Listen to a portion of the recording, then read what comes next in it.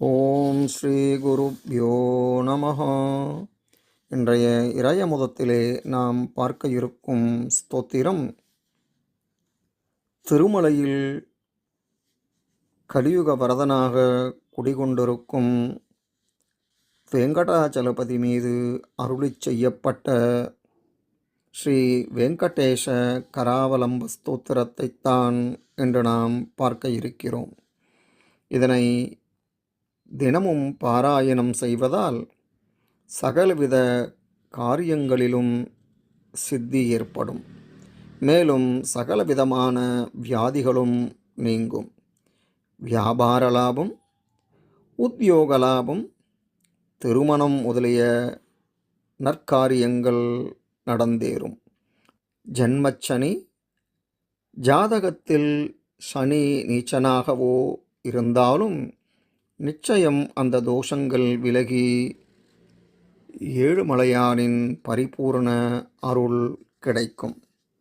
வாருங்கள் இப்பொழுது அந்த ஸ்தோத்திரத்தை பார்ப்போம். ஸ்ரீசேஷைலசுநிகேதன திவ்யமூர்த்தே நாராயணாச்சுத ஹரே நளினாயதாக்ஷ லீலாகடாக்ஷ பரிரக்ஷித சர்வலோக ஸ்ரீவேங்கடேஷ மம தேஹி கராவலம்பம் பிரம்மாதிவந்தித பதாம்புஜசங்கபாணே ஸ்ரீமத்சுதர்ஷன சுஷோபித திவ்யஹஸ்த காருண்யசாகர சரண்ய சுபுண்யகீர்த்தே ஸ்ரீவேங்கடேஷ மம தேஹி கராவலம்பம் வேதாந்த வேத்ய பவசாகர கர்ணதார ஸ்ரீபத்மநாப கமலார்ச்சித பாத பத்ம லோகைக பாவன பராத்பர பாபஹாரின் ஸ்ரீவேங்கடேஷ மம தேஹி கராவலம்பம் லக்ஷ்மீபதே நிகமலக்ஷ்ய நிஜஸ்வரூப காமாதிதோஷ பரிஹாரக போததாயின் தைத்யாதிமர்தன ஜனார்தன வாசுதேவ ஸ்ரீவேங்கடேஷ மம தேஹி கராவலம்பம் தாபத்ரயம் ஹர விபோ ரபசா முராரே சம்ரக்ஷ மாம் கருணயா சரசீருகாக்ஷ மச்சிஷ்ய இத்யனுதினம் பரிரக்ஷ விஷ்ணோ ஸ்ரீவேங்கடேஷ மம தேஹி கராவலம்பம் ஸ்ரீஜாதரூப நவரத்னலசத்கிரீட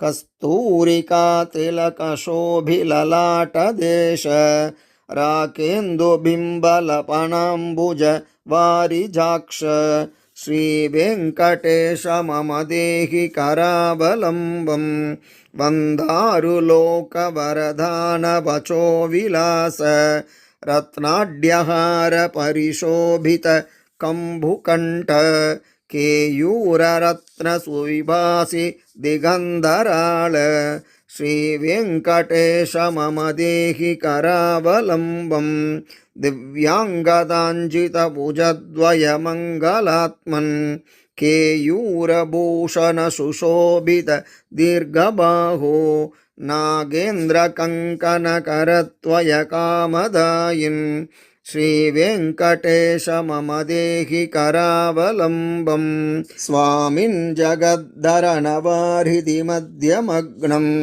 மாமுத்தராய கிருபயா கருணாபயோதே லக்ஷ்மீம் ச தேஹி விபுலாம் ருணவாரணாய ஸ்ரீவேங்கடேஷ மம தேஹி கராவலம்பம் திவ்யாங்கராக பரிசர்ச்சித கோமலாங்க பீதாம்பராவிருததனோ தருணார்க்கபாச சத்காஞ்சனாய பரிதான சுபட்டபந்த ஸ்ரீவேங்கடேஷ மம தேஹி கராவலம்பம் ரத்னாட்யதாம சுனிபத்த கட்டிப்பிரதேச மாணிக்யதர்ப்பண சுசன்னிபஜானுதேச ஜங்காத்வயேன பரிமோகித சர்வலோக श्रीवेङ्कटेश मम देहि करावलम्बं लोकैकपावनलसत्परिशोभिताङ्घ्रे